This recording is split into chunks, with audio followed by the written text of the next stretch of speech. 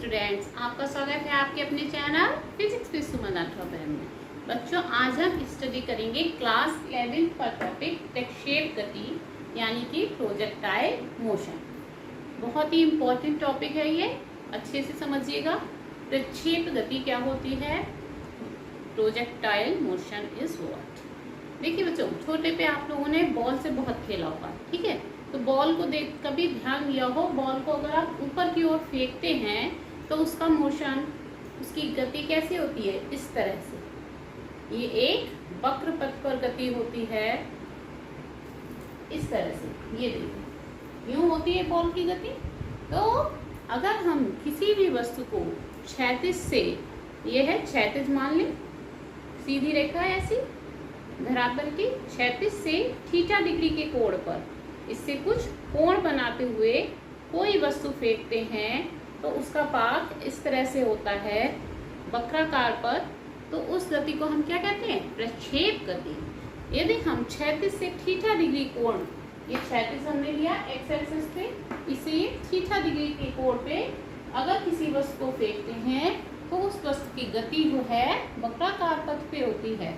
उस गति को हम क्या कहते हैं, प्रक्षेप गति। कैसी गति कहते हैं, प्रक्षेप गति या प्रोजेक्टाइल मोशन।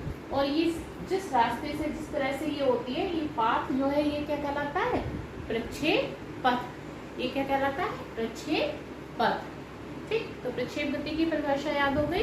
यदि हम किसी वस्तु को क्षैतिज से थीटा डिग्री कोण बनाते हुए ऊर्ध्वाधर फेंकते हैं तो वो एक वक्राकार पथ पर गति करती है, और वो गति जो है प्रक्षेप गति कहलाती है। जिस पाथ पे वो गति करती है वो प्रक्षेप पथ कहलाता है।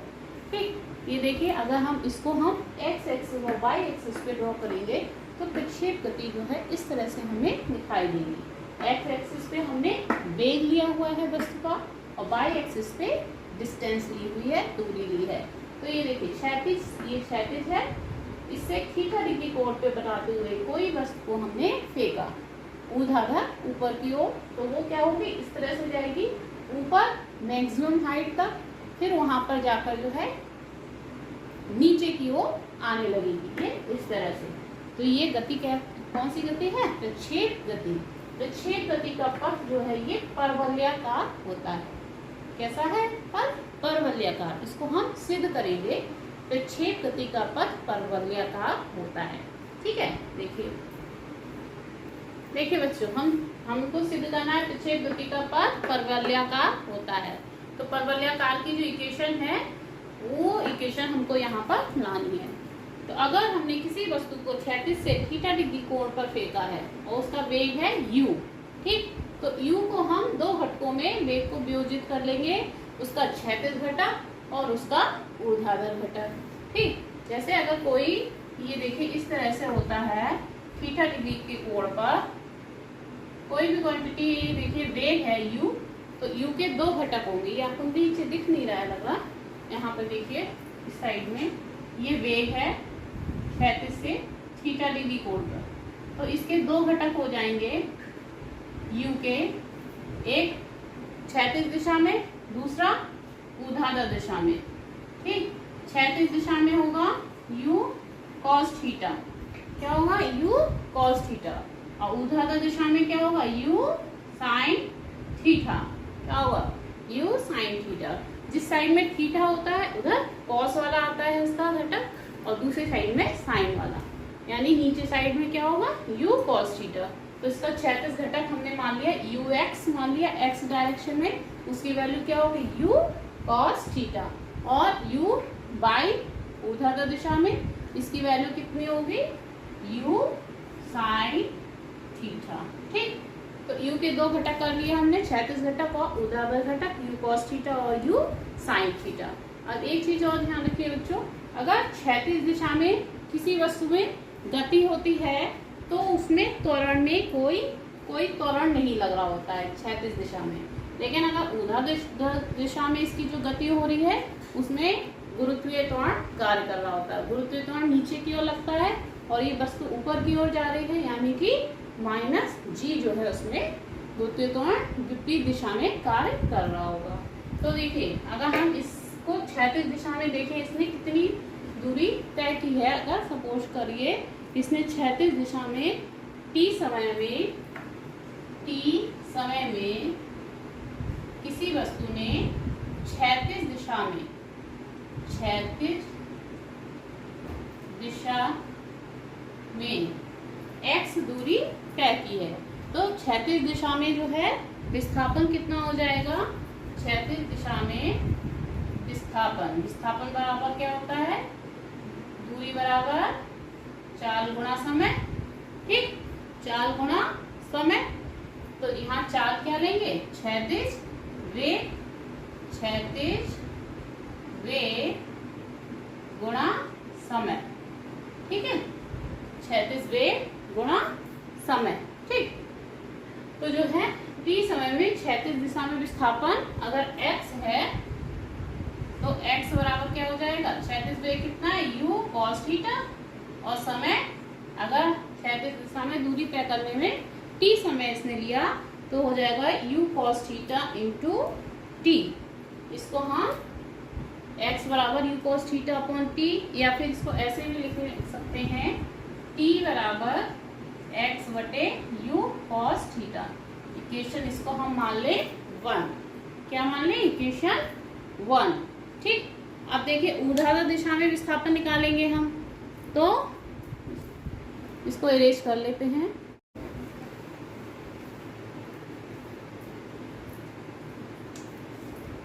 तो बच्चों हमने क्षैतिज दिशा में जो है गति निकाली थी, तो इक्वेशन हमें 1 मिल गई, t equal to x upon u cos theta. अब ऊर्ध्वाधर दिशा में विस्थापन देखेंगे। ऊर्ध्वाधर दिशा में विस्थापन, इसमें हम लगाएंगे गति की द्वितीय समीकरण। गति की द्वितीय समीकरण तो आप सबको अच्छे से याद होगी, क्या होती है? h के टर्म्स में h is equal to u t plus half g t square, ये होती है ना, h is equal to u t plus half g t square. अब यहाँ पर g गुरुत्वीय त्वरण क्या होगा? माइनस में गुरुत्वीय त्वरण नीचे लग रहा है, वस्तु ऊपर की ओर जा रही है, तो g की वैल्यू क्या लेंगे? माइनस g लेंगे। तो h इज इक्वल टू क्या हो जाएगा? u की जगह क्या लेंगे? u साइन थीटा, ऊपर की दिशा में वेग कितना है? वेग का घटक u sine theta into T plus half g की जगह minus g into T square. t की वैल्यू हम इक्वेशन 1 से इसमें रख देंगे। t का मान समीकरण 1 से रखने पर अब इक्वेशन क्या हो जाएगी आपकी? h is equal to h की जगह भी हमें विस्थापन बाई डायरेक्शन में है तो बाई लेंगे, x जो है x एक्सिस की तरफ विस्थापन x लेंगे और बाई एक्सिस की तरफ विस्थापन बाई लेंगे, है ऊपर की हो जा रही तो y इज इक्वल टू, तो t का मान हम जब रख देंगे तो क्या हो जाएगा? y is equal to u sine theta, t की जगह x upon u cos theta, g ये माइनस का है, ये साइन कैसा हो जाएगा? माइनस हाफ g, t की वैल्यू फिर से रख देंगे क्या? x upon u cos theta इसका स्क्वायर। ठीक, तो ये इक्वेशन आपकी क्या बनेगी? y इज इक्वल टू, देखिए यहाँ पे u से u कैंसिल हो जाएगा, sine theta upon cos theta क्या होता है? टेन थीटा, तो y इज इक्वल टू क्या हो जाएगा? x tan theta, x tan theta minus का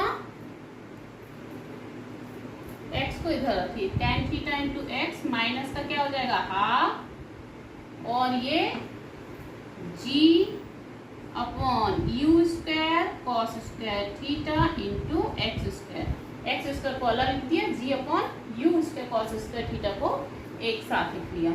ये इक्वेशन को अब जब ध्यान से आप देखेंगे तो ये देखिए x की घात इसमें 2 है, x की द्विघात समीकरण है और y की एक घात समीकरण है, तो ये इक्वेशन किसकी हो रही है? ये इक्वेशन एक परवलय की समीकरण आ रही है।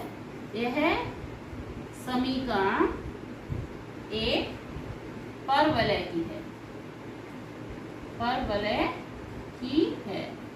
परवलय की समीकरण में x की 2 घात होती है, y की सिंगल घात होती है। तो यह एक परवलय की समीकरण है और जो है इससे सिद्ध होता है कि प्रक्षेप का पथ परवलयाकार होता है। ठीक है, तो बहुत अच्छे से इसको तैयार कर लीजिएगा। अभी इसमें हम और 2-3 आर्टिकल यूज करेंगे कि ये जो गति हो रही है उसमें वो ऊर्ध्वाधर मैक्सिमम गति कितनी तय कर रहा है, क्षैतिज दिशा में कितनी दूरी तय कर रहा है, कुल जितने टाइम स्पेस में रह रहा है वो टाइम पीरियड कितना है, सारे निकालेंगे नेक्स्ट वीडियो में। और जो है अगर आप वीडियो पे नए हैं तो वीडियो को, चैनल को मेरे सब्सक्राइब कर लीजिएगा, वीडियो को लाइक करिएगा, अपने फ्रेंड्स में शेयर कीजिएगा। Thank you.